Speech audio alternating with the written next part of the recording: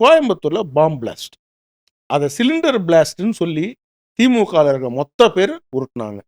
முதலமைச்சரே உருட்டினார். Correct. DGP உருட்டினார். எல்லாருமே உருட்டினாங்க. முதலமைச்சர் உருட்டினாரு, DGP உருட்டினாரு. உண்மையை சொல்ல வேண்டிய மீடியாக்களும் அதுக்கு ஒத்துவுதுச்சு. ஆனா உண்மை என்ன, எல்லாருக்குமே தெரியும் பாம் பிளாஸ்ட். அங்கதான் நமக்கு பிரச்சனை வரும். மக்களுக்கு உண்மை தெரியும். ஆனா நீங்க மக்களை திசை திருப்பணும்னு நினைக்கும் பொழுது அங்க கான்ஃபிளிக்ட் ஆஃப் இன்ட்ரெஸ்ட். மக்களுடைய காமன் கான்சியஸ்னஸ் உங்களால மாற்ற முடியாது பாஸ். அது கலெக்டிவ் கான்சியஸ்னஸ். அதை உங்களால மாற்றவே முடியாது. அதை மாற்றணும்னு நினைக்கும் பொழுது மக்கள் முழிச்சுப்பாங்க. இவன் போய் சொல்றான். அது அமரா இருந்தாலும் சரி, ஸ்டாலின் அவர்களாக இருந்தாலும் சரி, உதயநிதியா இருந்தாலும் சரி, யாரா இருந்தாலும் சரி, மக்களை நீங்க திசை திருப்பணும்னு நினைச்சீங்கன்னா டக்குன்னு கண்டுபிடிச்சிருவாங்க.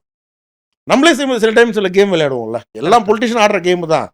மக்கள் டக்குன்னு நீங்க பாரு கரெக்டாக கீழே கமெண்ட் பண்ணுவாங்க சோஷியல் மீடியாவில் எங்கேயாவது. ஏன்னா அவங்களுக்கு நம்ம என்ன இன்டர்னலாக என்ன நினைக்கிறோன்றது அவங்களுக்கு டீகோட் ஆகிடும்.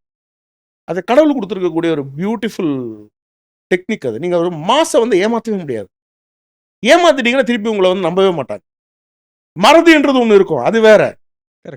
அது எவ்ரி 5 இயர்ஸ்க்கு அந்த மருதி வரதுனால தான் திமுக ஆட்சிக்கு வந்திருக்கு, அது வேற நினச்சிக்கிங்க.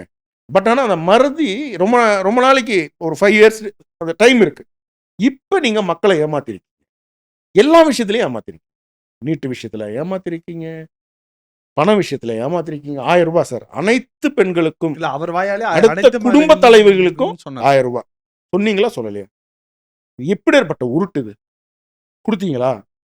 அடுத்து சொல்லுங்க, கொடுக்கல.